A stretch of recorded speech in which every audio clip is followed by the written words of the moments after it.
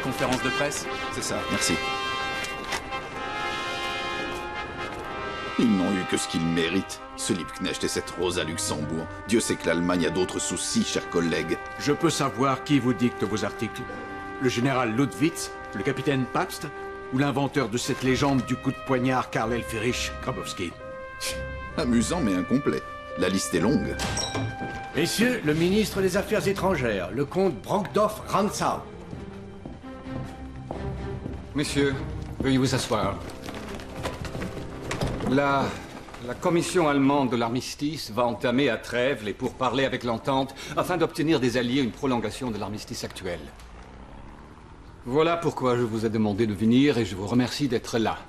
Voilà pourquoi j'ai besoin de chacun de vous. J'ai besoin de votre coopération afin de m'aider à dire au peuple allemand qu'aujourd'hui, nous n'avons aucune raison de perdre espoir. Je suis même certain que tous ensemble, nous trouverons la force de rester unis face aux demandes des Alliés. Notre politique a pour but de nous réconcilier avec l'étranger. C'est une politique qui donnera à notre pays un nouveau souffle et lui permettra de bâtir des alliances en vue de l'avenir. Et pour y parvenir, il nous faudra travailler et obtenir des alliés le droit d'entrer au plus vite à la SDN. Cela nécessite une volonté de faire et la conviction morale de toutes les parties, pas seulement du peuple allemand. Ce qui ne nous empêchera pas, bien sûr, de nous battre pour la victoire de la démocratie. Mais nous n'obtiendrons pas cette victoire par les pratiques désuètes et mesquines, le culte du secret de l'ancien régime, ces intrigues et ces innombrables coups bas qui ont conduit l'Allemagne à l'échec. Enfin un homme qui parle clairement.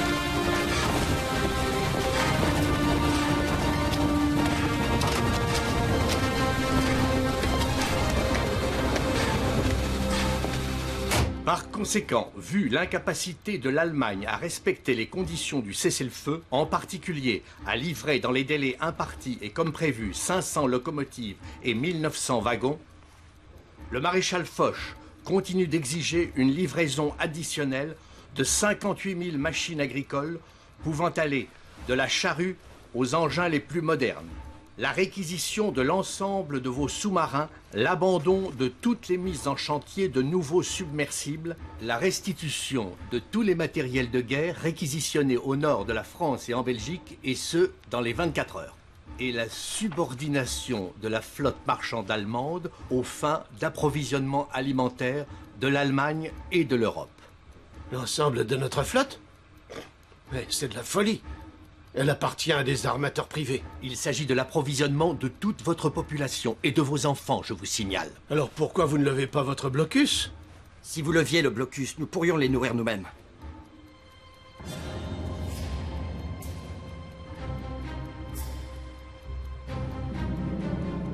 Eh bien, vous n'avez qu'à faire précéder votre nom et votre signature par la phrase suivante, monsieur Herzberger. Le gouvernement allemand prend acte des demandes du maréchal Foch ce jour et confirme solennellement qu'elles sont inapplicables. Monsieur le chancelier, monsieur Ebert, vous êtes toujours là? Il a encore raccroché. Il n'y a rien à attendre d'un ancien bourrelier. Il n'a pas dit un mot sur le fait que j'ai obtenu un nouveau délai. Si on ne leur cède pas la flotte, les Alliés nous occuperont. C'est ce que je lui ai dit, vous m'avez entendu. Mais le chancelier fait dans son froc devant les industriels. Je vais signer ce document. Cette fois, il n'y aura pas de mais.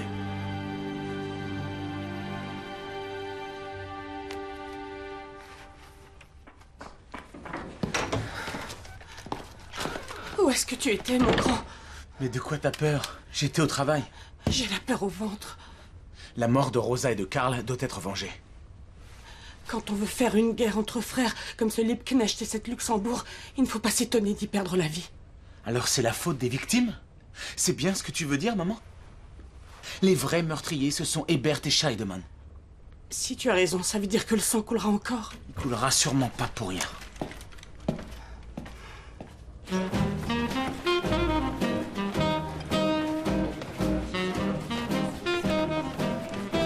La force et la conviction morale. Quelle plaisanterie. Brogdorf-Rantzau et la morale. Les intrigues et les secrets d'antichambre. Ce type est le plus incroyable de tous les intrigants de ce gouvernement. Si une chose est de nature à nous faire perdre tout crédit aux yeux du monde, c'est bien ça. La tartufferie éhontée de ce morphinomane. Et qui s'y trompe? Qui le prend au sérieux? Peut-être Wilson, ou Lloyd George, ou Clémenceau. Brogdorf-Rantzau se comporte comme une vieille cocotte qui essaierait de se faire passer pour une vierge effarouchée. Et il ose parler de faute? Quelle faute? Celle de ce gouvernement qui se bat désespérément pour la survie de l'Allemagne, quand la seule faute qu'on peut lui reprocher, c'est de vous avoir nommé commissaire de l'armistice. Nous vous avions clairement donné l'ordre de n'accepter aucune nouvelle demande. On doit leur remettre notre flotte. Mais qu'est-ce qui vous a... Je regrette, mais vous savez aussi bien que moi que le peuple allemand serait sûrement mort de faim en moins de 2 mois si je n'avais pas signé ce document. Parce qu'au lieu de les convaincre, vous avez clairement baissé les bras. Eh bien, vous n'avez qu'à prendre ma place. Je vous souhaite bon courage pour négocier, monsieur le ministre. Faites-moi confiance, je ne me gênerai pas. Pour qui il se prend, ce petit bourgeois, avec ça, que le petit prof et son cul de montgolfière. Pas étonnant que l'entende ne le prenne pas au sérieux, cet abruti qui ne parle aucune autre langue. Quoi? N'est-ce pas la vérité? Ces pourris sont tous des traîtres. Ne t'emporte pas, mon garçon. Si tu te mets aussi de leur côté. Mange, tiens. Encore des patates et des navets. C'est tout ce que j'ai pu trouver. J'ai même dû faire la queue pendant des heures. Quand je pense qu'ils nous ont même demandé de les protéger, on devrait les fusiller. Et c'est plutôt de trouver du travail. Dieu sait combien de temps ils auront besoin de marins. J'ai un travail, t'en fais pas pour ça. On est la troupe gouvernementale. On a fait partir le Kaiser, maintenant on va rester jusqu'à la victoire de la Révolution, que ça te plaise ou non. On le doit à Karl et à Rosa. Dieu merci, dimanche on vote. Ça ne peut pas continuer comme ça. Oh, mais on en a rien à foutre du vote. Vous avez lu ça, mesdames? Les 10 commandements pour le suffrage féminin. Écoutez ça. 1. Tu as aujourd'hui un nouveau droit inattendu et solennel. C'est aussi un devoir. Va l'accomplir avec joie. 2. Tu ne dois pas verser une larme sur l'époque révolue où la vie des femmes était tellement plus facile. 3. Ne convoite pas en politique ce qui appartient à ton seigneur et maître. C'est vraiment ce qui est écrit? J'arrive pas à le croire. 4. Tu devras respecter ton intime conviction et éviter l'étroitesse d'esprit du fanatisme. Quel imbécile a pu écrire une chose pareille? Il n'a pas osé signer.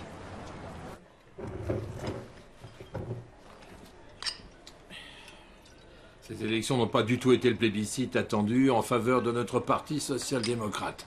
Oui, seulement 38%. C'est même une vraie catastrophe. Eh bien, il faut qu'on se coalise et qu'on fasse une proposition à nos camarades de l'USPD. Faudra me passer sur le corps, Friedrich. Ça ne suffira pas de toute façon. Mais même s'ils refusent, il faut leur faire une offre. Il faudra faire aussi appel à M. Herzberger et à ses catholiques de centre-gauche, évidemment. Ouais. Ce Parlement doit avoir la force de résister au poids des Alliés, des Polonais et des Bolcheviks. Il faudra avoir avec nous l'ensemble du Parti démocrate. Ils accepteront sûrement. Absolument. Philippe, tu deviendras chancelier, ou bien on appellera ça Premier ministre du Reich. Toi, Gustave, tu seras ministre de la Défense, et toi, Gustave Adolphe, ministre du Travail. Quant à Herzberger, nous le nommons ministre sans portefeuille. Et toi? Moi, vous me nommerez président. Bien, président du Reich. Reste à choisir le siège de l'Assemblée. Berlin est devenu dangereux. Nous irons à Weimar, ça me paraît la meilleure solution. Il ne faudrait tout de même pas oublier de parler de nos salaires. Ouais. Social-démocrate. Tous des Grimsous, le culte de l'argent. Or, leur souci principal, c'est le montant de leur salaire. Maintenant, ils sont responsables de leurs actes. Ils ont conscience de risquer leur tête. Sais-tu à combien Ebert, ce petit bourgeois, estime le traitement approprié à sa fonction? Pas moins de 100 000 marks, et par mois. Il va les obtenir? Mon père s'en fait 250 à peine par mois dans l'industrie en tant qu'ouvrier qualifié. Même ses vieux camarades ont trouvé ça un peu excessif.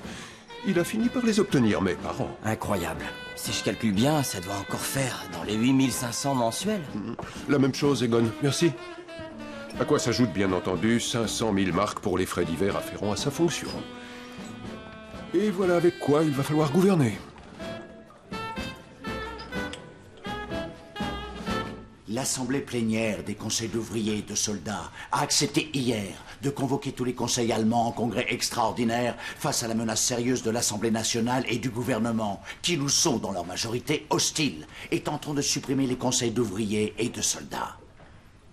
La constitution de la Nouvelle-Allemagne serait alors promulguée par une élite sociodémocrate sans aucune légitimité populaire. Et il serait alors difficile d'éviter une guerre civile entre la République sociodémocrate de Weimar et le comité des conseils, qui aurait notre appui, celui des cadres de la Ligue spartakiste et d'une partie de l'armée. Il est donc temps d'agir. Il faut éliminer ce gouvernement avant qu'il ait le temps de gouverner. Celui qui aujourd'hui n'est pas communiste ne comprend rien à ce que nous vivons. Même si la révolution n'a pas abouti suite à une succession d'erreurs, les spartakistes sont plus forts que jamais. Ils ont des dépôts de munitions, l'argent de la Russie, et ils ont avant tout ce que ces meurtriers n'ont pas, un idéal et le courage de ceux qui n'ont plus rien à perdre. Je crains que votre nouveau journal ne vise justement à piétiner cet idéal, à détruire ce courage et tout ce qui est cher aux Allemands, mon cher Herzfeld. Mon cher comte, ce sont des idéaux qui ont vécu. Vous devriez comprendre qu'on fait de la place aux nouveaux idéaux. Il faut en finir une fois pour toutes, avec les poèmes de Heine ou de Rilke. Aujourd'hui, il faut surtout produire du courant, l'électricité est le moteur de la vie. On fera un grand ménage. Tout ce qui sera imprimé dans nos journaux sera vrai. Le peuple doit trouver matière à réflexion. Combien vous faut-il ? Dans les 1000 marks, pour commencer. Pas plus? Et vous le distribuerez comment? Des vendeurs de rue, des soldats, des étudiants, rien de plus facile à organiser. Ce journal est politique, compris? Le conseiller von Berger demande que tu le rappelles. Il dit que Brême serait au bord de la guerre civile.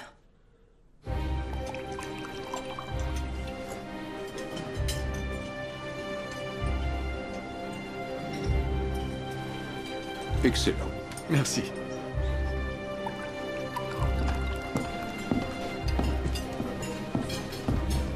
Veuillez m'excuser. Je vous en prie.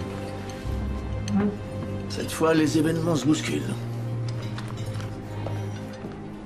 Les Spartakistes ont mené à bien une opération contre la compagnie du régiment Reinhardt, chargée de la protection de l'Assemblée nationale. Ils l'ont désarmée. Et maintenant? Une fois encore, Noske a fait des siennes. Je n'avais jamais vu en politique intérieure, sauf peut-être avec le Kaiser, un aussi haut degré d'absence d'idées ou de toute forme de discernement. Ça dépasse l'entendement. Mais je ne voulais pas vous parler de ça. Un verre de vin? C'est un extraordinaire nuit Saint-Georges. Ah oui. Les communistes veulent étendre la lutte au-delà de Brême. Ils ont pourvu leurs membres de tickets de transport militaire pour les déployer dans tout le pays, mais par petits groupes de 2 à 6 hommes pour préparer l'affrontement. Ils comptent frapper le 6 février. Le poulet frit pour moi. Très bien.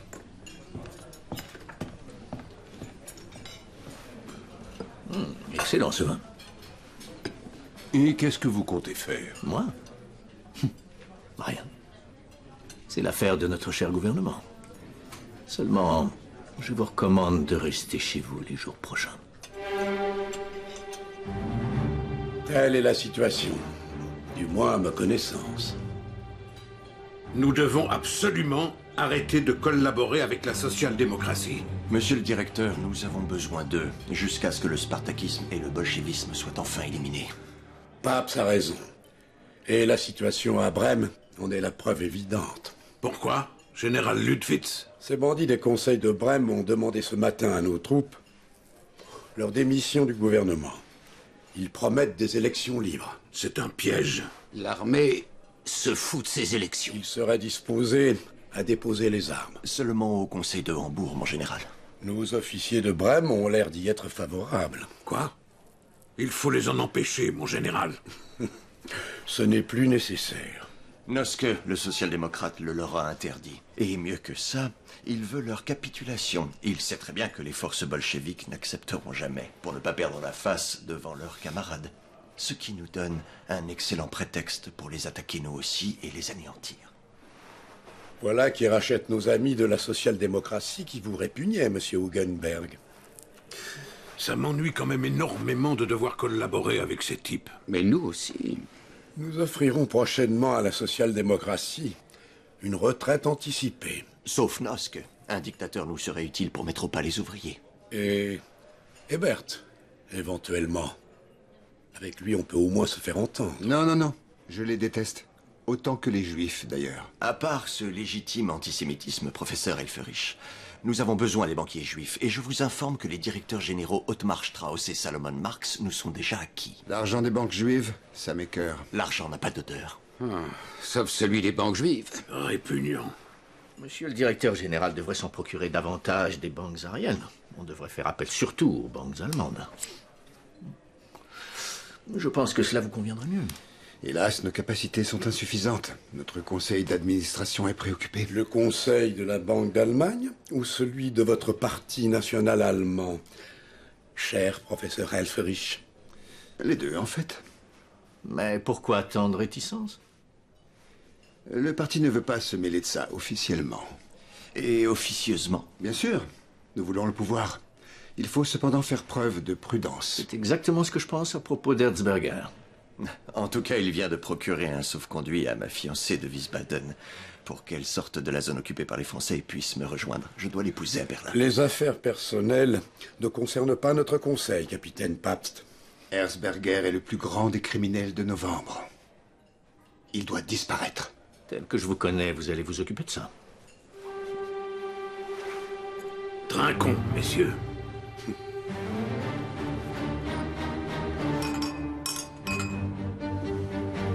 Ils ont frappé quand nos camarades de Brême allaient déposer les armes, sans autre forme de procès.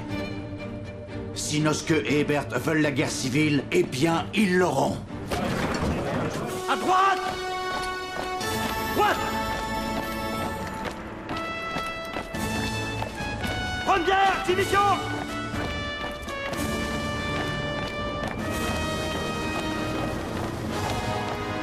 Halte! Gauche! Présentez! Armes! Repos! Mesdames et messieurs, je salue au nom du gouvernement du Reich l'Assemblée nationale constituante de l'Organisation de la Nation allemande. Je salue tout particulièrement les femmes qui, pour la toute première fois, sont aussi représentées au Parlement du Reich. Mesdames et messieurs, c'est le gouvernement du Kaiser et du chancelier le prince Max von Baden qui sont à l'origine de cet armistice qui a laissé notre pays sans défense. C'est un scandale! Allons du calme! Mais après la déroute, la défaite militaire, les difficultés économiques, le chancelier n'avait aucune alternative. Ce qui manquait, c'est la volonté! Silence, monsieur Hugenberg! Non, la révolution décline toute responsabilité à propos de la politique d'échec d'autrefois et de toute la désinvolture de trop nombreux militaires qui ont précipité le peuple allemand dans la misère. Silence! Ils sont également responsables de notre tragique pénurie alimentaire, mais cette guerre a également épuisé chacun de nos ennemis. Et c'est le prix qu'ils ont dû payer pour cette guerre qui a amené ces nations à faire payer sa défaite au peuple allemand. Leur plan de vengeance et d'humiliation appellent à la protestation la plus ferme. Mais nous n'avons pas à plier devant un choix infamant, mourir de honte ou mourir de faim. Un gouvernement populaire socialiste doit l'affirmer avec force. Préférons la fin au déshonneur. La fin au déshonneur. Bravo! En faisant confiance au président Wilson, nous avons déposé les armes. Et nous voulons dès maintenant la paix de Wilson.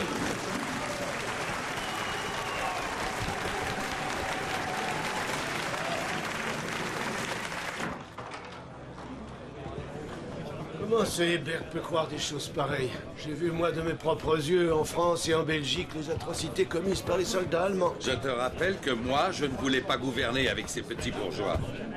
Mais avant tout, n'oublions pas que ce Hébert est également un catholique. Et que les discours à propos de la contre-révolution que tiennent les indépendants et les spartakistes de ce pays ne seraient pas si faux que ça s'ils avaient su mener une vraie révolte populaire et une véritable révolution en Allemagne. Gross et Herzfelde sont là. 5 minutes, je dois d'abord finir cet article. Je le leur dis. Vous avez vraiment fait un excellent travail, Gross. Mais ce texte... Pardonnez-moi, Herzfeld, mais au lieu de sombrer dans les larmes et le pathos, vous feriez bien de faire preuve d'un peu d'esprit. C'est la faute de mes collaborateurs. Ils sont au bord de la révolte. Ils ont perdu foi en l'esprit. Les têtes creuses des spartakistes pensent qu'on ne tue plus avec des mots. C'est la force qui compte désormais. Ils sont allemands, sans l'ombre d'un doute. Oui, et dépourvus d'humour. Ne l'écoutez pas. Je dois écouter, c'est moi qui vous paie, je me sens également concerné, et j'aimerais que ni vous, ni Gross, ni moi-même ne soyons arrêtés. Il vaut mieux ne pas imprimer cet appel bavarois des conseils contre le terrorisme des Blancs. Un mécène doit financer et pas conseiller, comte Kessler. Une minute, monsieur Herzberger, je dois leur dire ça. Pour accorder la prolongation du cessez-le-feu, les Alliés exigent l'évacuation des troupes allemandes de Poznan, d'une grande partie de la Silésie centrale et de l'ensemble de la Haute-Silésie. On nous demande de livrer aux Polonais un territoire allemand. Messieurs, les nouvelles exigences de l'entente sous leur forme actuelle sont irrecevables. De toute évidence, elles ont pour seul et unique but de nous humilier. Les accepter reviendrait à donner carte blanche au commandement français pour nous attaquer au seul motif de notre incapacité à les mettre en pratique et à respecter nos engagements. Je vous recommande donc d'y opposer un refus énergique. Je suis tout à fait conscient des conséquences. Mais le comportement des Alliés, auquel le président Wilson s'est malheureusement associé, ne nous laisse pas d'autre choix. Il nous oblige à assumer les conséquences de ce dissentiment. L'occupation. Herzberger, vous êtes encore là? J'ai un peu de mal à vous entendre. Le comte Brockdorff-Rantzau vient de plaider le refus. Il s'obstine encore. Dans ce cas qu'ils viennent ici à Trèves pour poursuivre les pourparlers. Mais vous verrez qu'à défaut de signer... Vous nous l'avez déjà dit. Qui est pour la signature?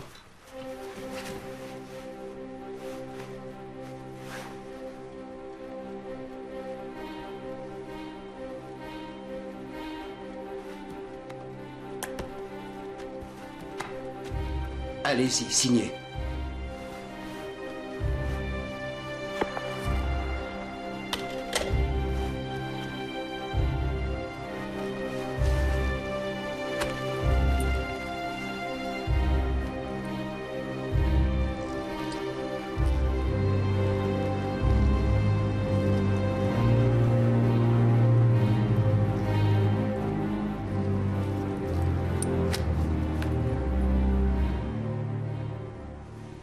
Nous sommes certains à 100% de la fiabilité des troupes de Ludwitz. Il n'utilisera que 50 des 200 engagés volontaires au maximum, messieurs. Georges Clémenceau vient d'être victime d'un attentat. Oui, et malheureusement, il a survécu, on est au courant. Je disais à ces messieurs que nous ne craignons pas la grève générale grâce aux troupes de Reinhardt et Ludwitz. Ils feront respecter l'ordre, croyez-moi. C'est un matériel humain de première classe.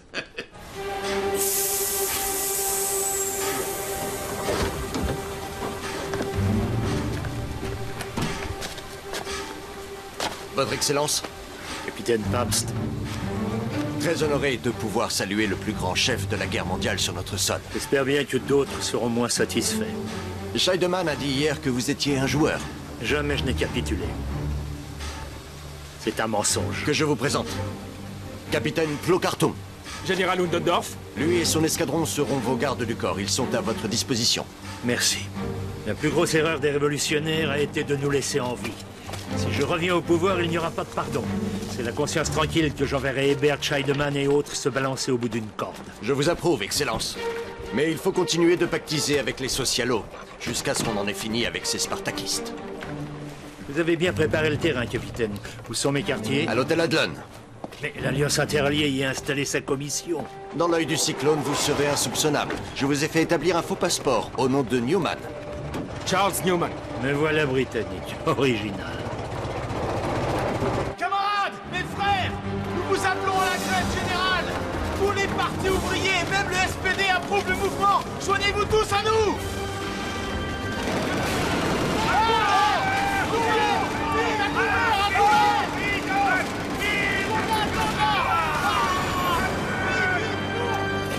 Bon appétit, messieurs. Pourquoi n'adhérez-vous pas à cette idée, monsieur le comte? Parce que c'est une utopie, Cassireur. Notre seule mission est de révolutionner la bourgeoisie. Quant au prolétariat, bien d'autres s'en chargent. Et vous êtes l'un des nôtres, pas des leurs.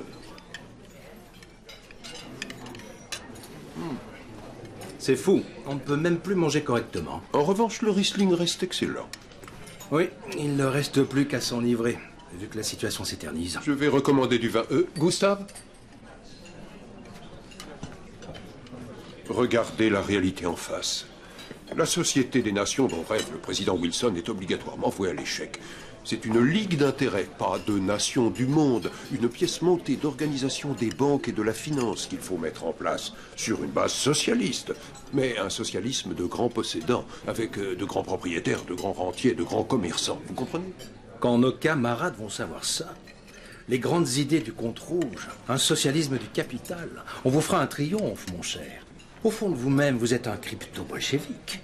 Dans ce cas, je ne vois pas ce qui vous empêcherait de former un parti avec moi. Ma femme vous suivrait immédiatement dans une telle ineptie. Mais au fait, où est cette femme admirable?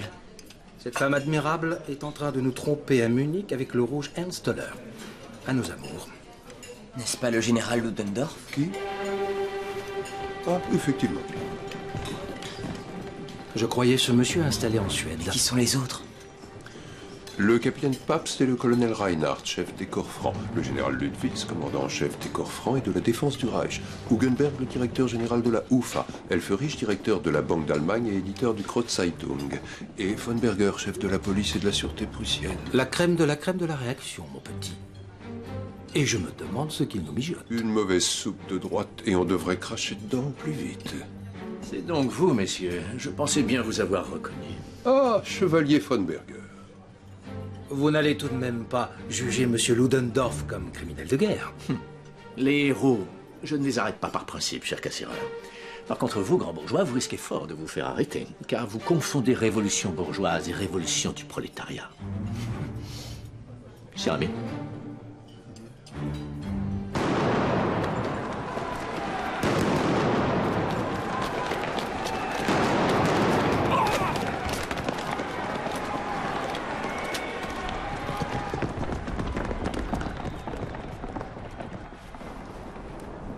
Effroyable.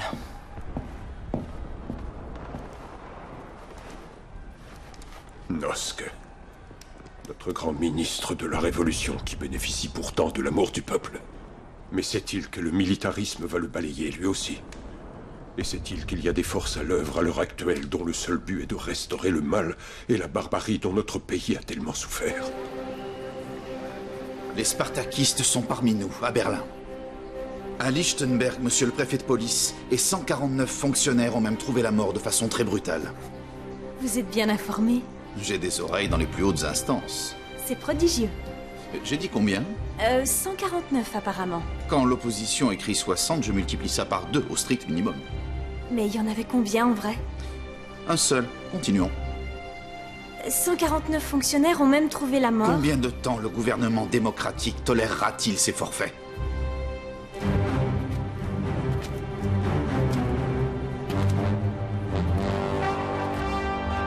Toute personne surprise arme à la main tentant de s'opposer aux troupes allemandes et à l'ordre public sera abattue sur le champ.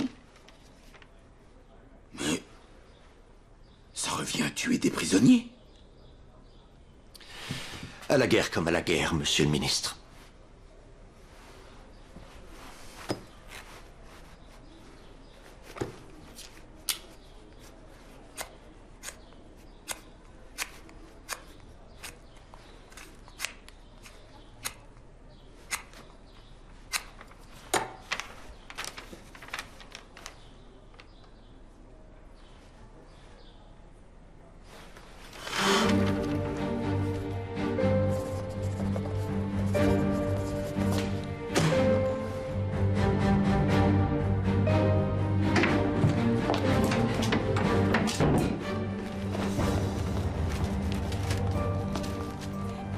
Réveille-toi, mon grand.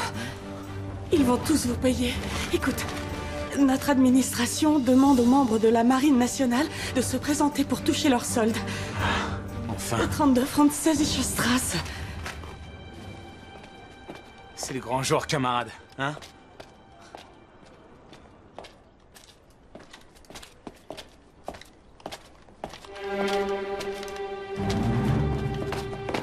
Qu'est-ce que vous faites?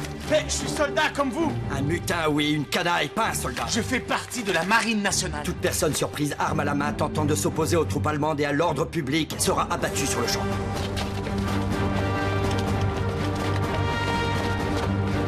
Vous êtes complètement fou! Feu!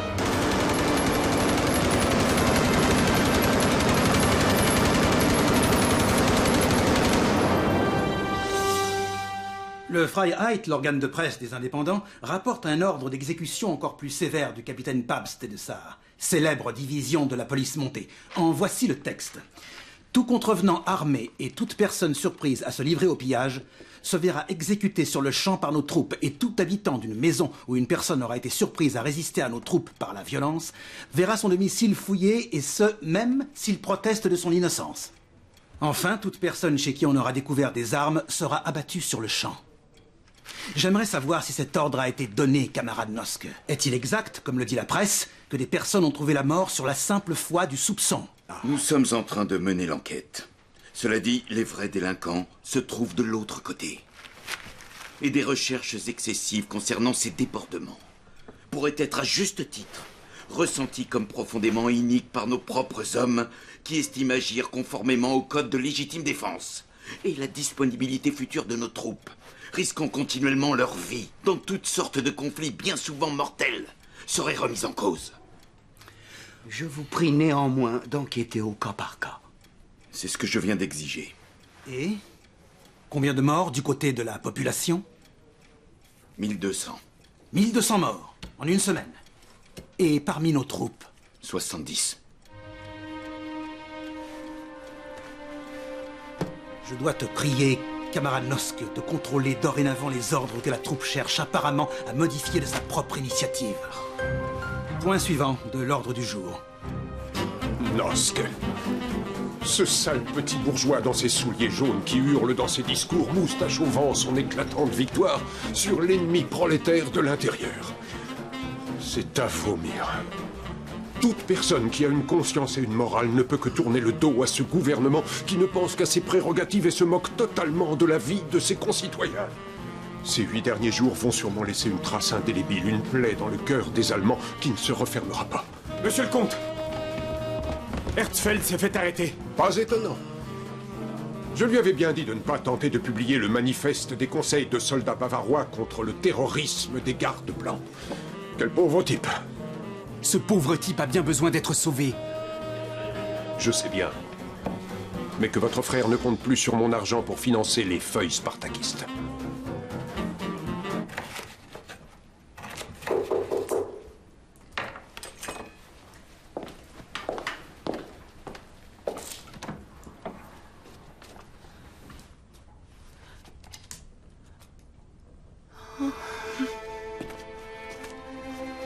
Voilà, Madame Volke.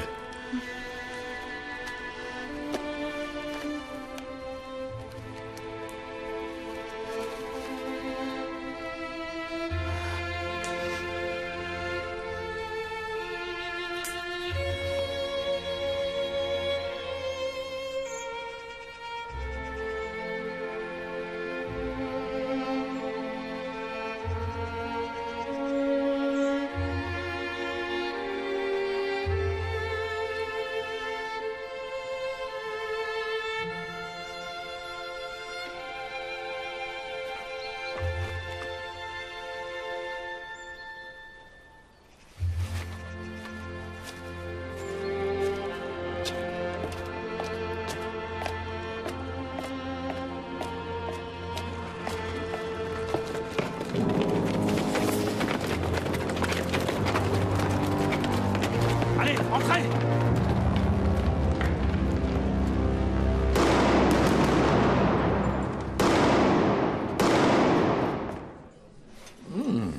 Depuis des années, notre relation est pour moi un mystère. Vous ne pouvez pas me souffrir, je ne vous aime pas non plus. Pourtant, à chaque fois, j'éprouve un réel plaisir à vous revoir.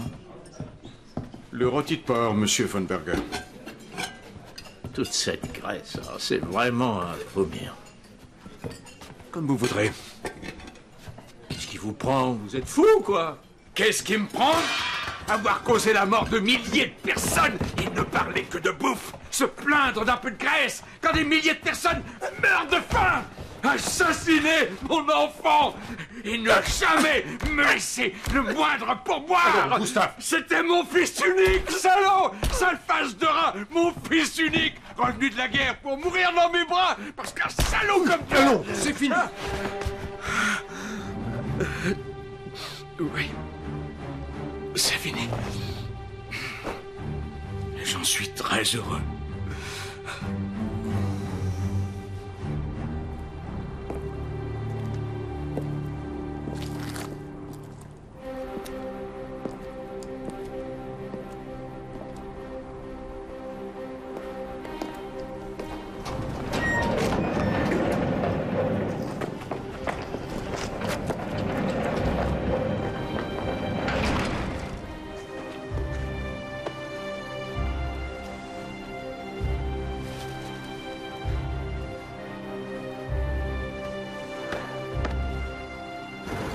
Après avoir vécu ce cauchemar, j'aurais du mal à retrouver un ton léger pour les prochains numéros. Je ne crois pas que votre journal reparaîtra à Wieland. Si je vous racontais comment tous ces soldats de droite assassinent, torturent et violent les prisonniers, comme des animaux, déshumanisés, des bêtes féroces, vous ne me demanderiez plus d'écrire avec esprit, mais vous viendriez me supplier de me financer. Messieurs, le rapport de la commission parlementaire a établi que le Reich allemand, au mois d'août 1914, porte la responsabilité de la déclaration de guerre. Le Kaiser et le chancelier du Reich de l'époque ont fait en sorte d'obliger l'Autriche à les suivre.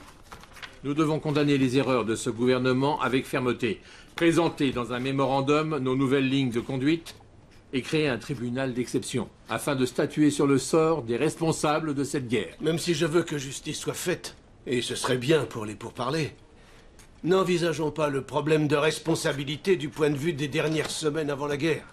C'est bien plus compliqué que ça. Et je m'oppose aussi à ce qu'on publie ce rapport. Ce document donnerait de nous une image unilatérale contraire aux intérêts allemands. Il ne faut pas, comme l'a bien dit mon cher collègue Herzberger, s'en tenir uniquement au dernier chapitre de l'avant-guerre. La politique d'encerclement de l'Angleterre et la politique française de vengeance doivent également compter dans la balance. Mais nous pourrions aussi bien argumenter que nous ignorions totalement ces faits. Nous ne serions plus tenus pour responsables.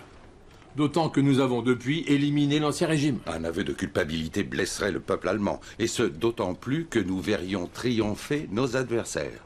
Ce serait l'humilier encore une fois, après l'avoir obligé à digérer la défaite, alors que nos troupes se trouvaient sur le sol ennemi depuis des mois, à portée de la victoire. Je suggère à présent qu'on passe au vote. Je suis d'avis de ne pas publier ce rapport. Qui vote pour ?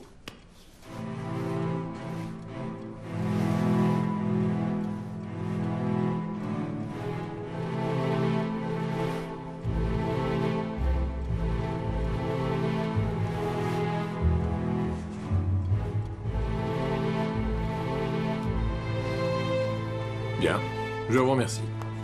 On m'attend à l'Assemblée. Affaire courante, réunion de finances.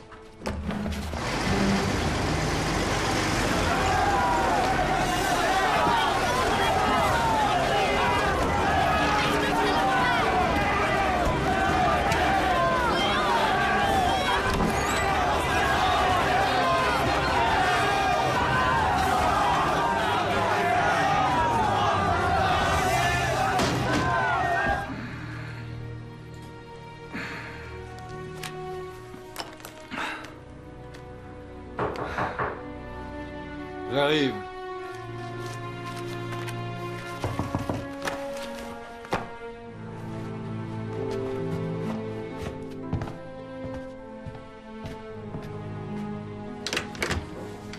Votre chauffage est en panne aussi? Oui, je le crains. Scandaleux. Quand j'ai voulu m'en plaindre, ce cher portier a fait semblant de ne pas me comprendre.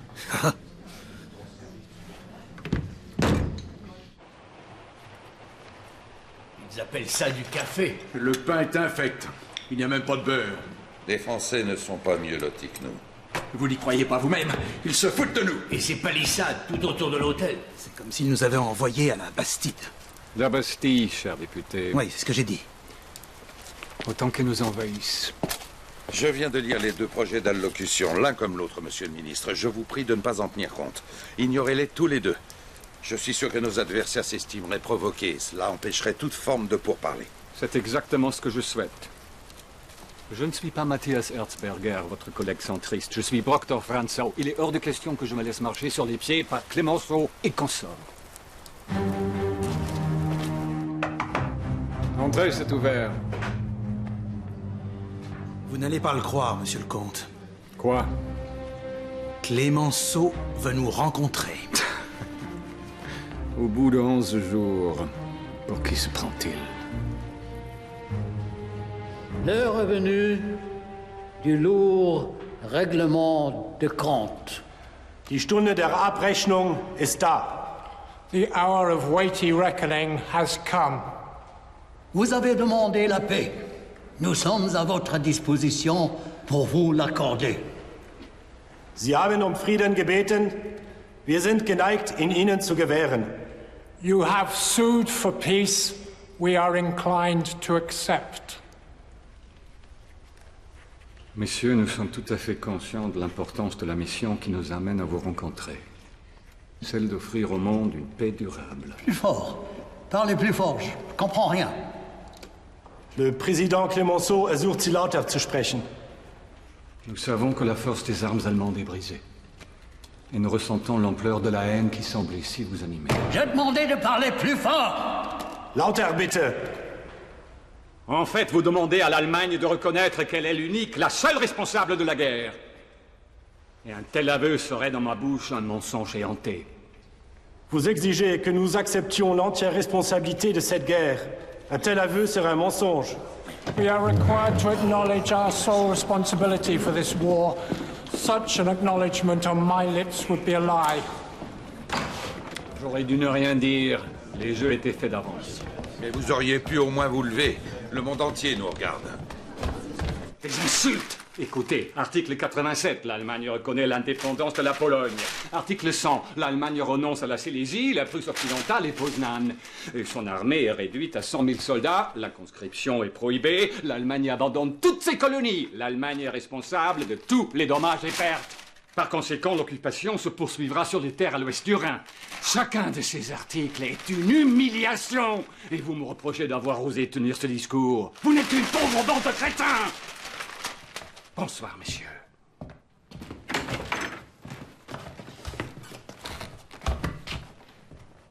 Messieurs, je suis complètement sourd. Je sais ça a un côté prolétaire, mais je savais pas quoi faire de moi. Et s'ils étaient là devant moi, tous ces pourris qui étaient en face de moi à la table tout à l'heure, ce Wilson, ce Lloyd George et ce Clemenceau, je crois bien que je leur collerai mon poing sur la gueule à ces vermines. Je vous dis qu'une chose, si jamais cette jolie clique de salopards croit que les citoyens allemands vont trimer des années durant pour tous ces capitalistes, ils se fourrent le doigt dans l'œil, jusqu'au coude. Oui. Gänse rauschen durch die Nacht mit schrillem Schrei nach Norden. Unstete Fahrt, hart, acht, hart, acht. Die Welt ist voller Norden. Oui, Hébert. Aucune nouvelle de Versailles? Renseignez-vous auprès de la centrale.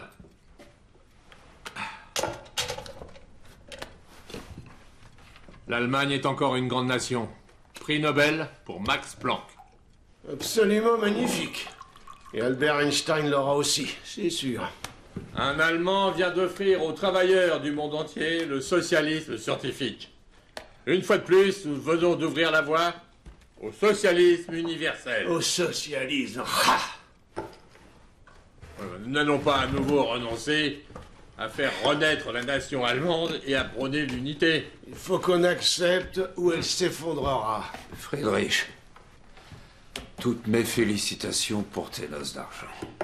Merci, Gustave Adolphe. Il n'est pas question que mes corps francs quittent la Lettonie. Plutôt mourir. Les corps francs, tu pars. L'entente demande 200 millions pour l'alimentation. Interdit à quiconque d'insulter ces défenseurs de la patrie. Alors, toujours pas de télégramme de Proctor-Franzau? Rien du tout. Ah. Dans ce cas, la réunion est close.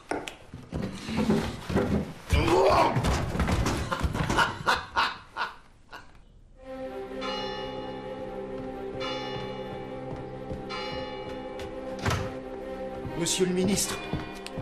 Monsieur le ministre, une dépêche de Paris. Monsieur Herzberger. Monsieur Herzberger. Oui. Un télégramme de Proctor-Franzau. Les conditions de paix de l'entente sont pires que ce qu'on avait pu craindre. L'Assemblée nationale s'est réunie afin de prendre position. En ce moment déterminant dans l'existence de notre peuple, de notre Allemagne, et que nos adversaires appellent les conditions de la paix.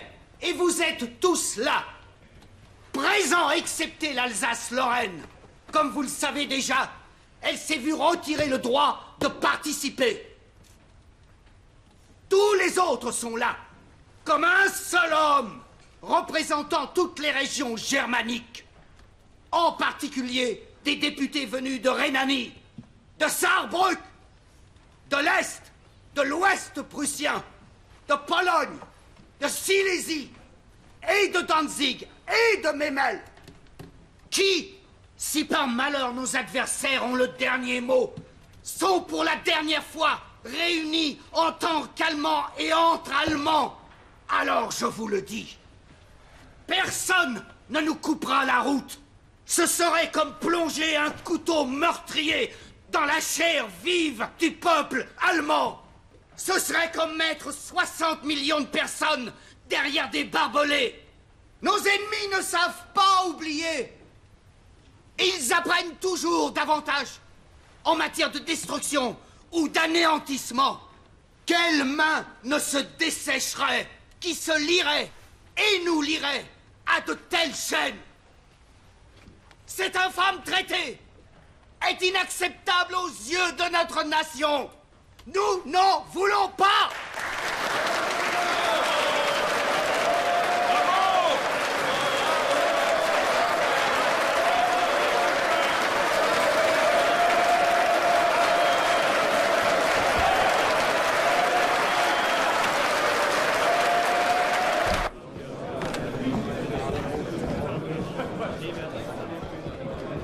Je vous avais adjuré de ne pas user du mot inacceptable. Les mots intolérables ou inapplicables auraient suffi. Nous voilà totalement enlisés. C'est là un plan meurtrier et donc inacceptable.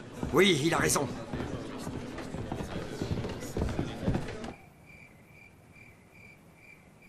Messieurs, il n'est pas de plus sinistre occasion pour un patriote que de célébrer ainsi son 50e anniversaire. Nous nous sommes rendus ici, à Versailles, dans l'espoir que les Alliés nous feraient une offre de paix négociée et équitable, établie sur la foi de véritables pourparlers. Nous avons espéré une paix de justice. Et au lieu de ça, nous sommes épouvantés de nous retrouver devant les exigences d'un ennemi victorieux. Des exigences dépassant l'endurance du peuple allemand.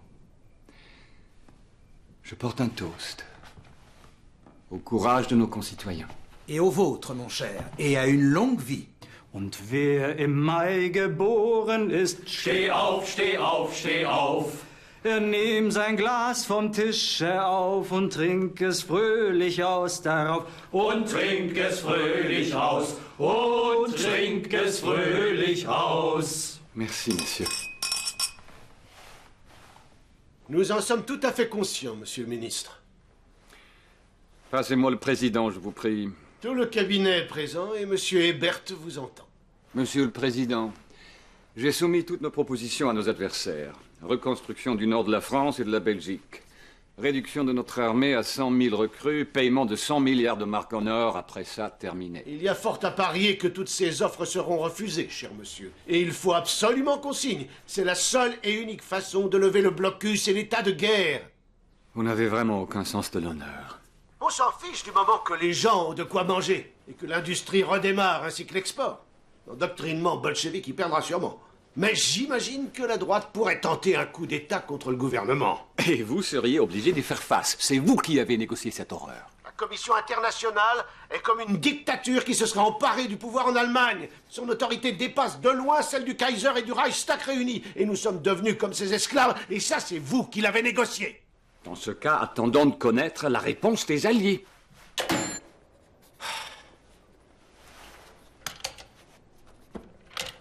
Je vous en conjure une fois encore. Signons la paix ou ce sera à nouveau la guerre. Les Alliés ont déjà établi un nouveau front. Le nord de l'Allemagne est coupé du sud. Le blocus sera renforcé, la population soumise à la loi martiale. Il y aura des famines à répétition, des meurtres et des pillages. L'Allemagne se fera pulvériser. Je suis d'accord avec Erzberger sur l'essentiel. La position de nos troupes est chaque jour un peu plus instable. Même déchirée, l'Allemagne est capable de se réunifier. Quant à ce traité, ce n'est pour moi qu'une feuille de papier, un torchon que je ne signerai pas. Je l'ai déclaré officiellement. Je n'y reviendrai pas. Je suis de votre avis au moins sur une chose. La reconnaissance de notre culpabilité dans cette débâcle et le départ du Kaiser. Ça, l'Allemagne ne pourra jamais le signer. Mais un refus de signer ce traité ne détournera pas le mal. Il n'apportera que le chaos. Signer ce traité nous plongera aussi dans le chaos. Nous avons dit intolérable. Il faut l'assumer. Pour ça, il faut se mettre d'accord. Être contraint de signer, ça n'est pas comme un renoncement. Il faut seulement dire qu'on n'avait pas le choix. On ne peut pas nous reprocher de nous soumettre à la force. Ce sont les Allemands qui ont les premiers utilisé les gaz asphyxiants. Ce sont eux qui ont ouvert la voie aux bombardements aériens et au mitraillage des villes, en dehors de toute nécessité militaire. Ce sont eux qui ont les premiers mené une guerre sous-marine.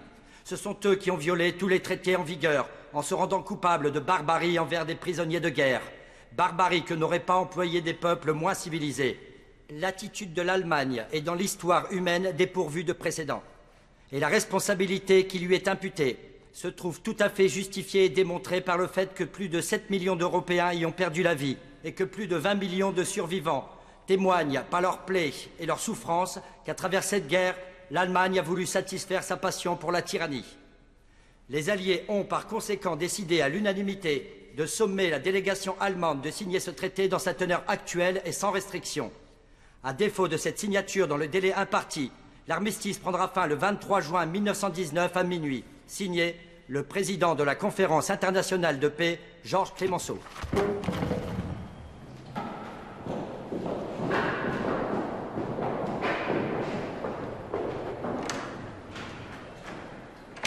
Chers amis, chers camarades, je tiens d'abord à saluer notre délégation de retour de Versailles. Notre mère patrie est heureuse de vous revoir.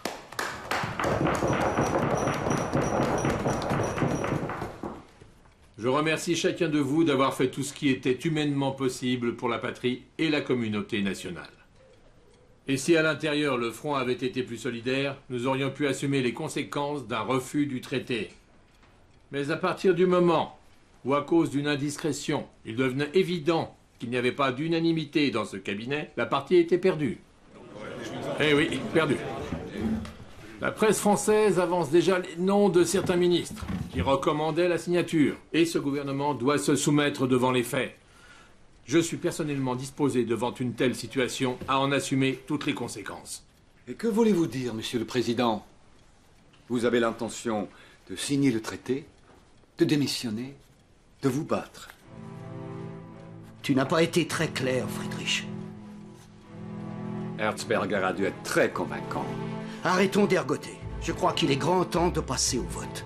Qui est pour l'adoption des conditions?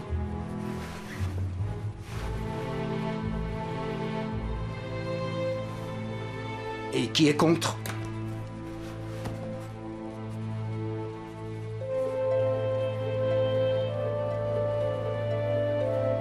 Et vous, monsieur le comte?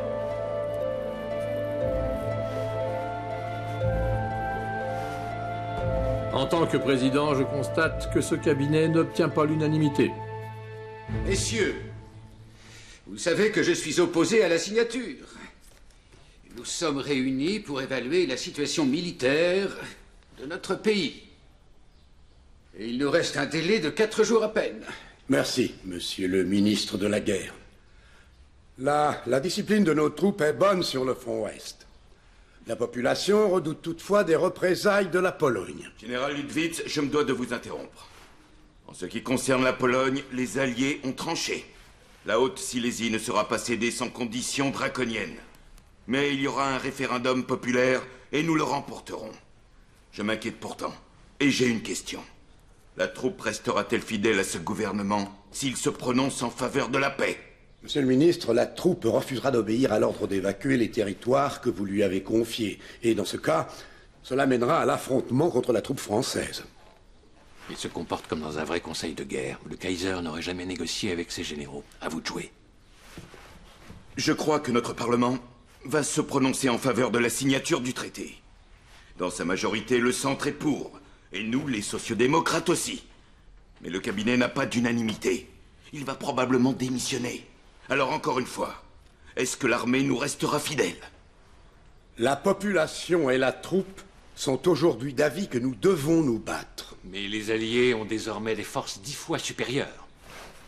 Les militaires ne peuvent résister au mieux qu'à l'est de l'Elbe, et encore. Il nous faudrait pour cela mobiliser 1 million de soldats au plus vite. C'est exactement mon intention. Nous nous retirons derrière l'Elbe, on abandonne l'ouest et le sud du pays à son destin, c'est le cœur lourd que je le dis, moi, un Souabe. Et nous attaquons la Pologne, et nous la soumettons. Le but étant de créer un État de l'Est. C'est une politique de desperado, monsieur le ministre. Jusqu'ici, seul le général de division Gröner est de mon côté. Et je vous le dis encore une fois.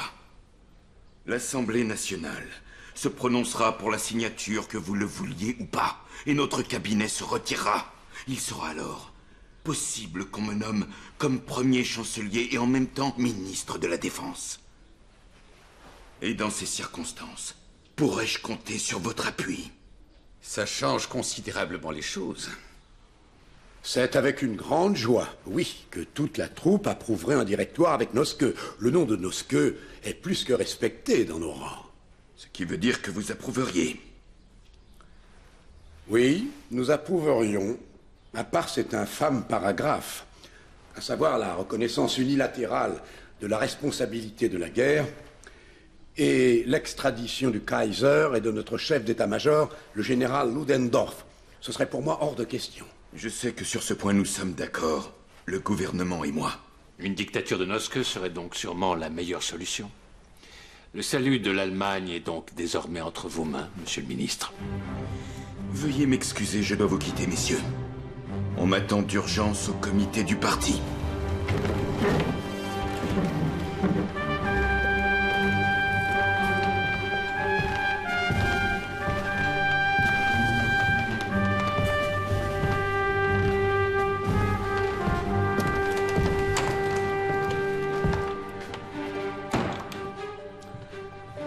Mais s'il valide l'infâme paragraphe de la honte... Il faudra alors se débarrasser de tous les coupables. Ce qui veut dire s'opposer au gouvernement.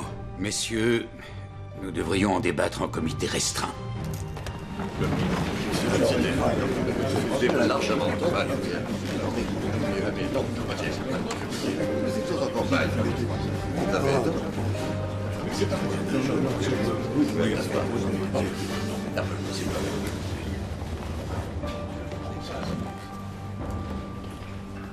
Ce qui aurait de la gueule, ce serait que 15 hommes s'avancent et proclament qu'ils rejettent le traité de paix.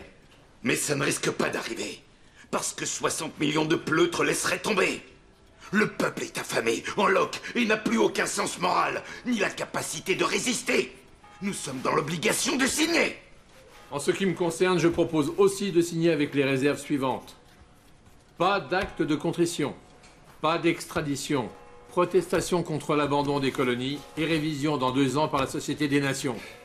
Tout ce débat est infructueux, inutile et sans valeur, messieurs. Vous ferez ça sans moi. Je démissionne, monsieur le président.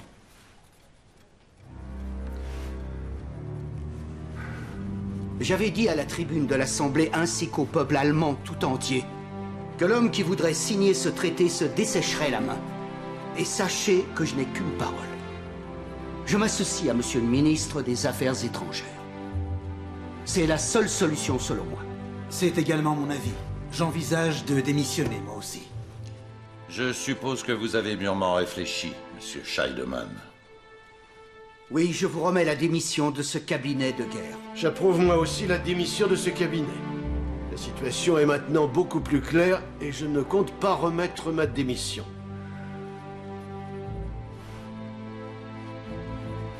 Que les ministres qui veulent remettre leur démission le fassent dans mon bureau. Et je vous informe qu'il vous faudra former un nouveau cabinet avant demain matin, 11h.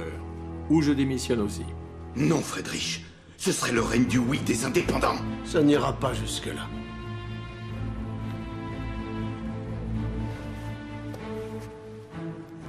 Scheidemann a mis sa menace à exécution. Il a démissionné.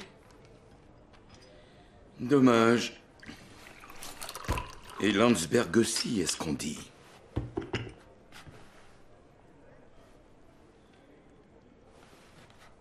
Gustave, j'en suis navré pour toi, mais il m'est impossible de te nommer chancelier. Mais pourquoi? Mais il faut qu'on agisse, toi et moi. On en a soupé l'un comme l'autre de cette chienlit. Et seule une dictature peut nous sauver. Je l'ai promis à la troupe. Mais jamais le parti n'y survivrait. Pas question. Tu sais à quel point ton nom est réprouvé par les travailleurs.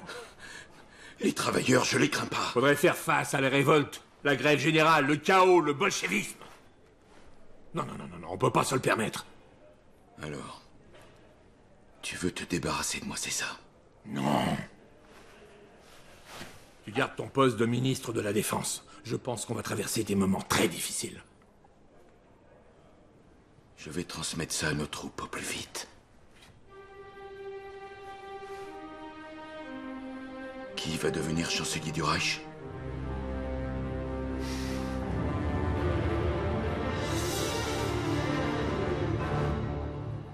Messieurs les journalistes, ce qui est fait et l'heure n'est pas à la nostalgie. Je regrette profondément la démission de M. Scheidemann. Le comte Brockdorff-Rantzau, hélas, a abandonné la mère patrie en des heures difficiles de son histoire. Ses motivations nous échappent à nous, comme à vous. Le nouveau cabinet a désormais la tâche de mener une Allemagne absolument désespérée vers un avenir meilleur. Ce nouveau cabinet a essuyé le refus des indépendants comme des démocrates à assumer des postes au sein du gouvernement. Quant aux communistes, il ne me semble même pas utile de vous en parler.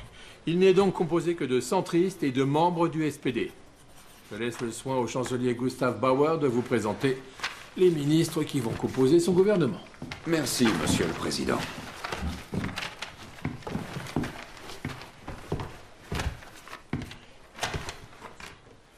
Mon vice-chancelier et ministre des Finances sera Monsieur Matthias Erzberger, du Centre. Affaires étrangères, Monsieur Hermann Müller, du SPD. Pour l'intérieur, Edward David, également du SPD. Défense, Gustav Noske, SPD. Pour les postes, Johann Gisberts, du Centre. Et le docteur Johannes Bell, au transport et aux colonies, pour le Centre. Pardonnez-moi, monsieur le chancelier. On me remet un câble d'une importance capitale. Conformément aux ordres du contre-amiral von Reuter, toute la flotte allemande devant Scapa-Flow s'est sabordée. Est-ce que tu le savais, ça? Non, je n'en savais rien.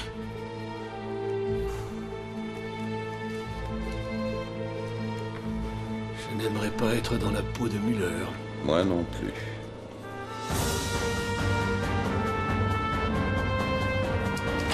Ma petite, on a du travail. L'Allemagne a de nouveaux héros. Dans mon bureau, et que ça saute. Voilà que sous son commandement, les plus beaux, les plus modernes bâtiments de la flotte allemande, qui depuis le 9 novembre mouillaient au nord de l'Écosse, dans le port de Scapa-Flow... Et vous appelez ça comment? Siegfried, César, Adolphe, Paula, Adolphe. Nouveaux mots, Fritz, Ludwig, Otto, Wilhelm, ont été sabordés, point à la ligne. Beaucoup y ont laissé la vie ou ont été blessés. 1860 Allemands, incroyablement courageux, officiers ou hommes d'équipage, ont été déportés dans des camps de prisonniers britanniques. Ces hommes sont des héros. Sabordage de la flotte allemande! Rotzeitung, édition spéciale! Les héros de Scapa-Flow! Rotzeitung, édition spéciale!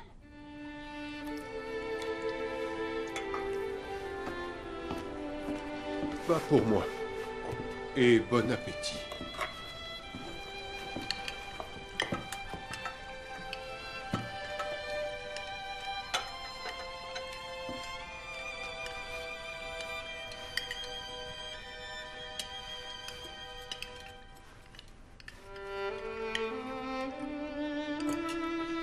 N'en veuillez pas, mes amis, je préfère me retirer. Mais profitez de votre soirée.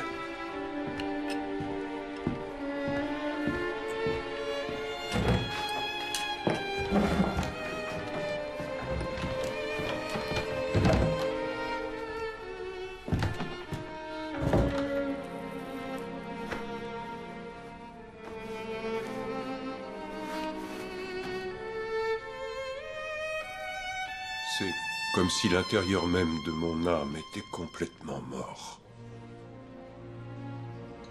J'ai vu mon ami Müller cet après-midi. Et il m'a dit que si Herzberger n'était pas éliminé le plus tôt possible, d'une façon ou d'une autre, il l'achèverait lui-même à coups de gourdin. Müller? Celui des affaires étrangères? Non, August Müller, du Conseil économique. J'ai bien peur que Herzberger ne subisse le même sort que Liebknecht. Cela dit... Oui, plaît-il? Pour l'instant, Grosse, j'aimerais rester seul avec Max et mes pensées. Je suis navré de vous déranger. Ce qu'il y a, c'est que bien, vous deviez me payer le tableau ce soir. Je suis complètement à sec, Harry, alors... Pardon, mon ami, je vous avais oublié. Par conséquent, je propose à l'Assemblée nationale d'approuver le traité de Versailles. Et j'en ai terminé.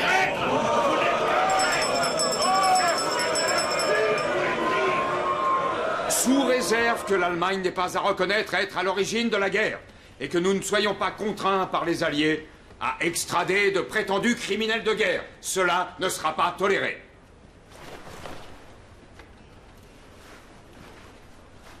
Nous avons la majorité. En conséquence, la résolution du gouvernement est adoptée.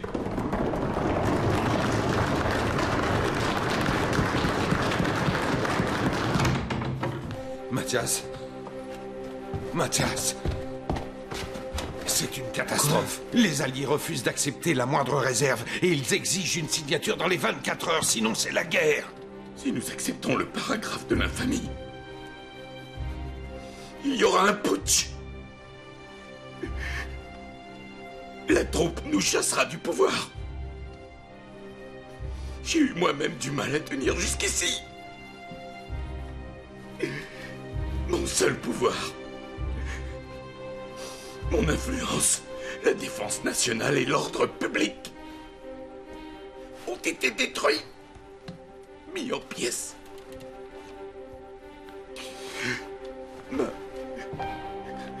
Ma mission a échoué.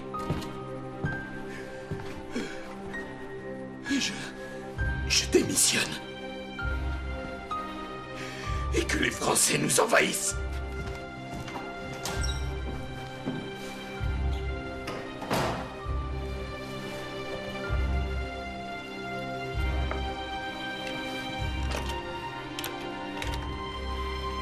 Ici Ebert, général de division Gruner, je vous prie. Heureux de vous entendre, monsieur le général de division. Monsieur le Président. On nous demande de signer sans émettre la moindre réserve. Puis-je savoir comment la troupe va réagir? Un affrontement dans la situation actuelle n'aurait pas de sens. Mais si M. Noske fait, au nom du gouvernement, un appel pour la défense du Reich, tous nos soldats se mobiliseront et seront prêts à se battre. Faites revenir Gustave tout de suite. Mais qu'en pense le général Ludwitz? Il faudra qu'il se rallie à notre point de vue. Gustave, notre peuple a besoin de toi. Viens. Le ministre de la Défense Noske promet de rester à son poste. C'est réglé. Alors, que dois-je faire, mon général? Ce n'est pas en tant qu'officier supérieur, mais en tant que citoyen que je vous le conseille. Signez le traité.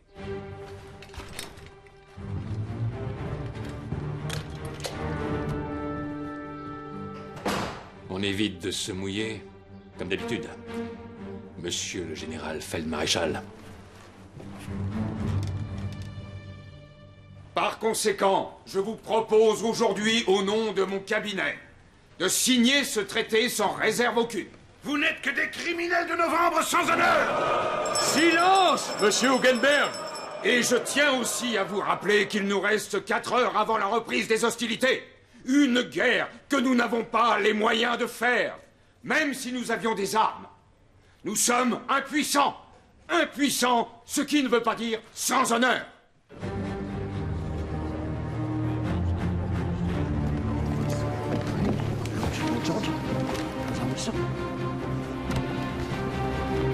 Silence. Silence, s'il vous plaît. Please. Faites entrer les Allemands.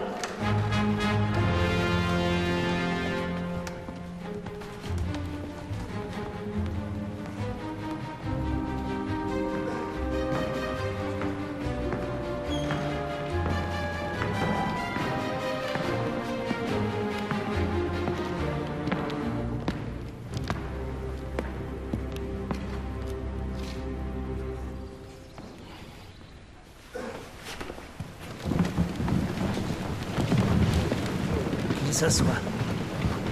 Hinsetzen.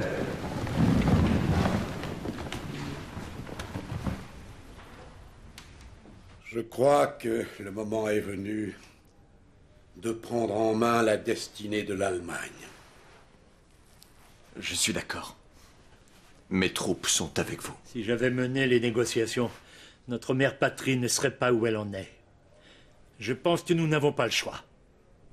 Nous devons nous battre. Dans ces circonstances, je prie messieurs les plénipotentiaires allemands de bien vouloir signer le présent accord.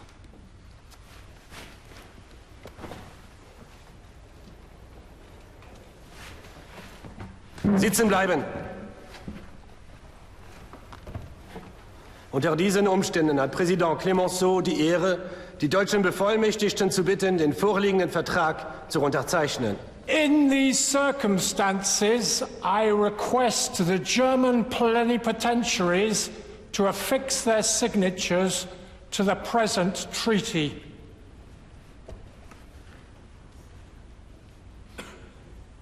Was ist jetzt? Worauf warten Sie?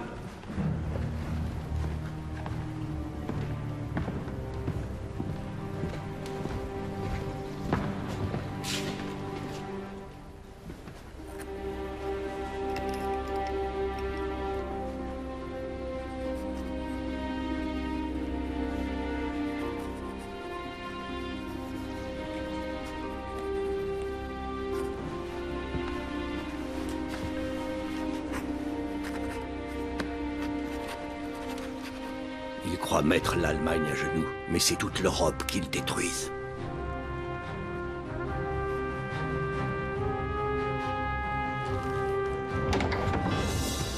Votre Excellence Selferich, que me vaut cet honneur? Honteux. Honteux ce traité de Versailles. Et vous savez à qui la faute, Grabowski? Aux Juifs? Et à qui d'autre? Les sociodémocrates? Eux aussi. Je voulais dire à qui en particulier? Erzberger, je ne crois pas l'avoir ménagé, Votre Excellence. Notre journal n'est pas assez venimeux, il faut que ça change. Pas assez venimeux? On va lancer une série d'articles. Il faut faire en sorte de taper sur ce porc chaque jour, compris? Oui, je vous suis. Avec les mots corrompu, criminel, félon, hypocrite. C'est très clair. Ma petite, veuillez venir. Vous commencerez par la honte de l'Allemagne avec Versailles. Ma petite! Nous allons l'écraser. Oui, chef? Écrivez. Monsieur Erzberger, qui a conduit à Versailles les pourparlers de paix, n'a jamais ménagé ses efforts dans le seul but d'amener l'Allemagne à signer la paix de la honte. Et de la servitude. De la honte et de la servitude. Traité mis en application sans aucune réserve. L'extradition. Et de ce fait, il a sur la conscience l'extradition du Kaiser et de nombreux hommes de valeur. Parce qu'il connaissait les conséquences de ses actes, ce félon a négocié ce traité en évitant que son nom y apparaisse. Et il faut dire que c'est un juif. Oui, mais il n'est pas juif, il est catholique. Et alors?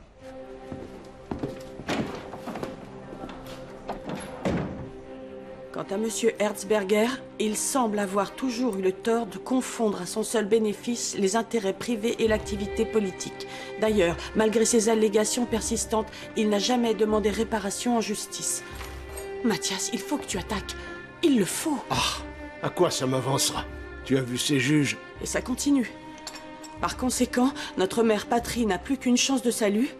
Le peuple allemand doit absolument se dresser et hurler de toutes ses forces « à bas Mathias Erzberger ».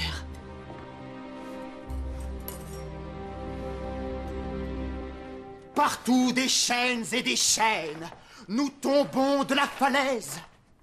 Devenons ta proie sans défense, divine beauté, morte de froid en pleine forêt vierge. Voilà que tu te souviens. Mort, se moquer de toi. Ô cité du poison, et apprendre soudain à balbutier son nom. Il est debout. Il est debout. Je meurs au pied de la falaise. Vous m'applaudissez. Je salue, rideau et fanfare.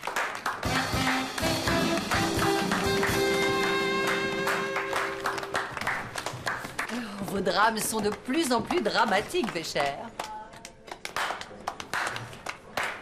Pour moi, vous manquez de force, Johannes. Pour moi, de cervelle. Et pour moi, des deux. Et pour moi, de forme, mais ne m'en veuillez pas. Il me faut d'urgence boire quelque chose. Je comprends ce que vous ressentez, Bécher. Il me semble que vous manquez d'expérience. Dans ce cas, dites-moi ce qu'est un travailleur.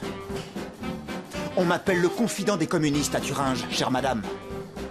Et pour un ouvrier, la révolution n'est qu'un moyen d'avoir une auto et de jolis bas de soie. Lui, le poète des ouvriers, notre cher ami ne doute de rien. Je devisais avec madame Durieux, cher Goertz. Mon père est ouvrier chez Borzig à Tegel. J'y ai moi-même sué sang et eau avant-guerre. Et l'ouvrier que vous décrivez dans votre pièce sort du rêve d'un bourgeois que la morphine gouverne, monsieur le fils d'avocat. Quel petit morveux outrecuidant. Eh bien, vous n'avez qu'à vous battre. Après tout, c'est vous qui l'avez provoqué.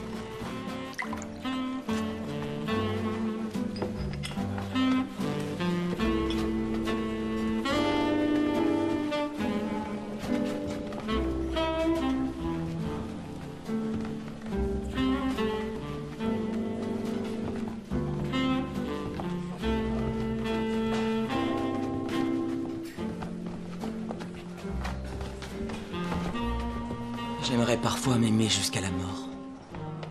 Plonger en moi dans ce qui est pervers et terrifiant.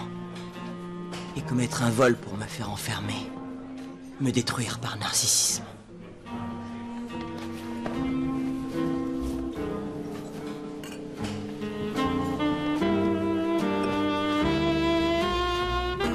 Navré, je ne peux rien faire de plus pour vous, Madame Volke. Mais mon fils faisait partie des troupes gouvernementales. J'ai certainement droit à une pension. Des troupes gouvernementales? Quelle troupe?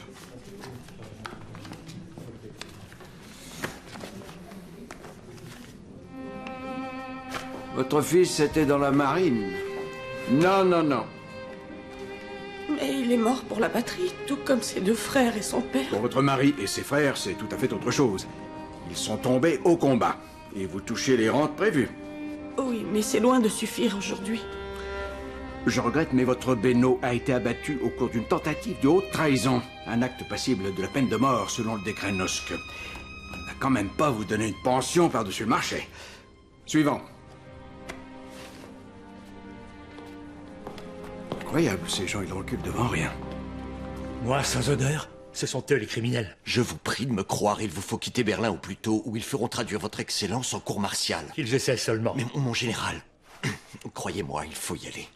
Nous avons tout prévu, votre excellence. Vous serez très bien installé. Notre organisation Landkinder protégera et mettra à l'abri tous les officiers poursuivis. C'est réellement une infamie. Mais nous ne serons pas sans défense. Nous avons prévu des caches d'armes et formé des milices avec des habitants bénévoles. Et pour nos corps francs? Noske a promis de les protéger. Noske a aussi promis la dictature. En fait, il ne s'est rien passé. Ces gens n'ont aucune vision stratégique. L'Autriche-Hongrie est tombée.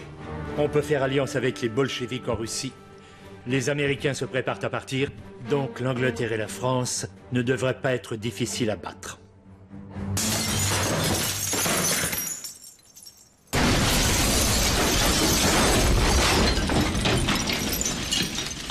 Monsieur le ministre, Monsieur Herzberger, vous n'êtes pas blessé?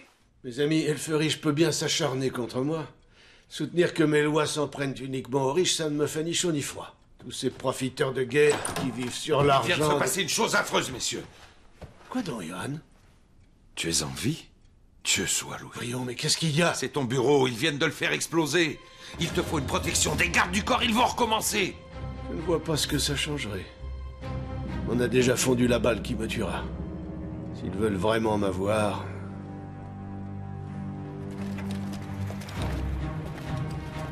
Nous relèverons ce nouveau défi.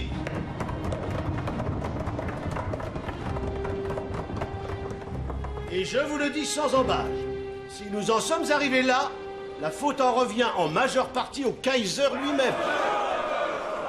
On ne veut pas d'Erzberger! Ça suffit!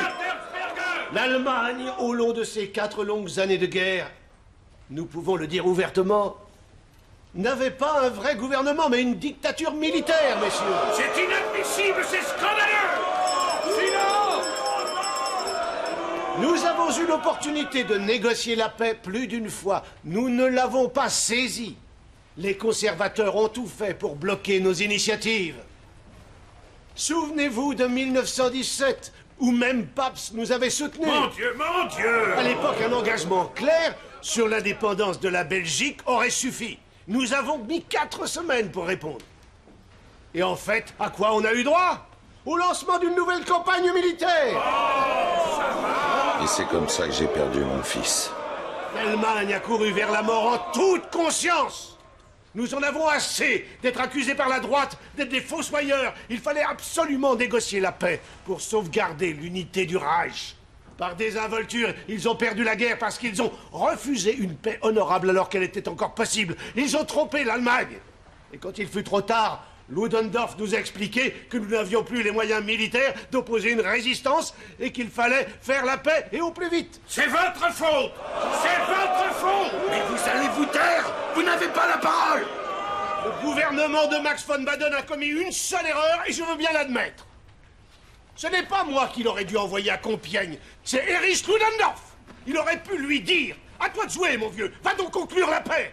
Il aurait été clair que ce n'est pas la révolution, mais que c'est lui, et vous aussi, qui avez causé notre effondrement. Quand on nous cherche, on nous trouve! Et nous avons payé cher par votre faute. C'est une dette qui pèsera sur votre conscience. Vous n'êtes qu'une crapule!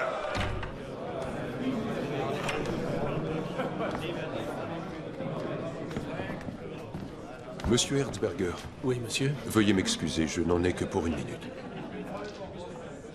J'ai commis une faute, moi aussi. Ah oui?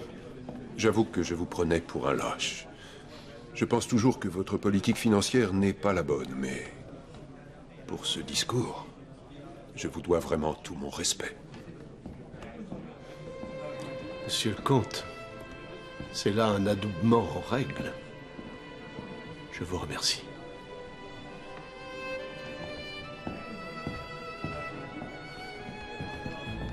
Pour notre réforme du système fiscal, ne perdons pas de vue que nous devons nous adapter à un nouvel avenir. Sous la monarchie, la propriété était devenue comme une fin en soi. Mais dans ce nouvel avenir, le point de vue qui devra prévaloir, c'est que l'homme est le point de départ et le point d'arrivée de toute activité économique. Autrement dit, la propriété privée ne trouve sa justification et sa limite que dans l'intérêt social. En conséquence, les intérêts de la population prévalent sur les intérêts particuliers. Tu étais fait pour être social-démocrate, je te l'ai toujours dit. Nous ne défendons pas les intérêts du peuple qui le fera. Les sociodémocrates ont totalement oublié leur vraie mission. Dès demain, le contingent de nos forces armées sera réduit à 100 000 hommes et celui de la marine à 15 000. Nous avons donc rempli nos obligations envers les Alliés. Ainsi, après plus d'1 an de conflit depuis l'armistice de Compiègne, l'Allemagne a enfin ratifié la paix de Versailles.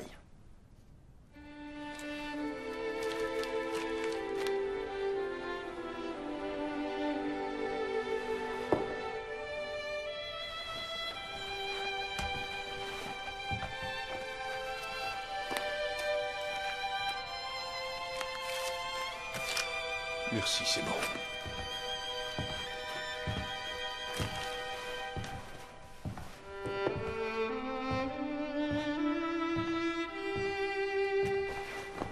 Édition spéciale, l'extradition du Kaiser est refusée par la Hollande. Édition spéciale, Merci, monsieur. Édition spéciale, l'extradition du Kaiser est refusée par la Hollande. Édition spéciale, l'extradition du Kaiser est refusée par la Hollande.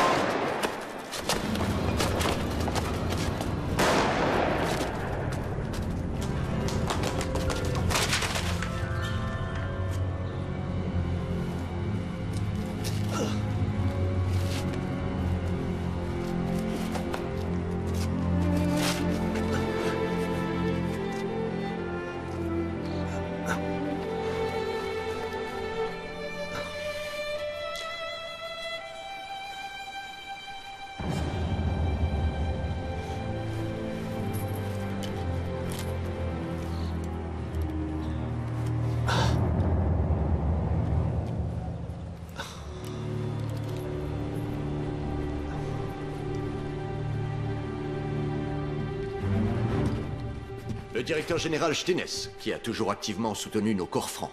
Enchanté.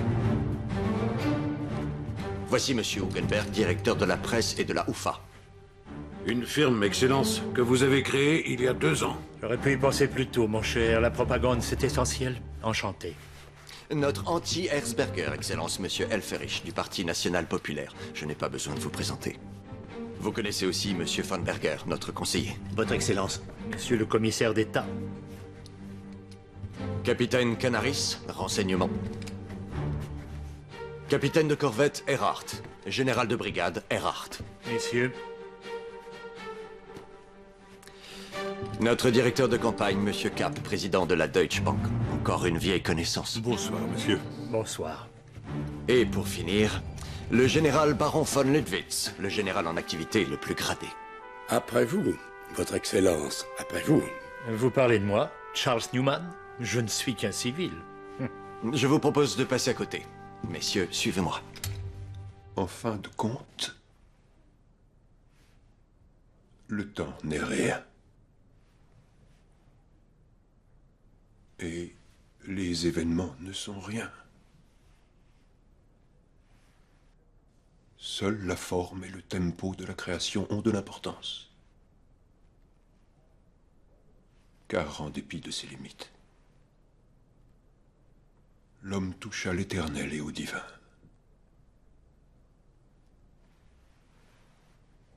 Et la paix?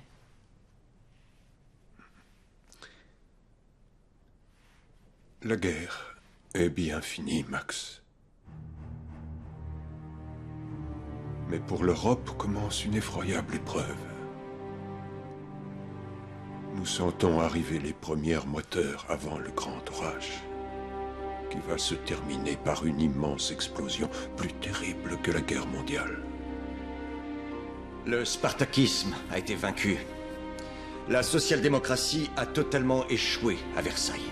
Je crois qu'il est temps de leur présenter à tous la facture. En effet, et il faudra qu'elle soit salée. Très salée. Il y a d'autres nuisibles que les sociodémocrates. Eh bien, nous les combattrons, ces nuisibles, tous. Cette paix sera leur dernière infamie.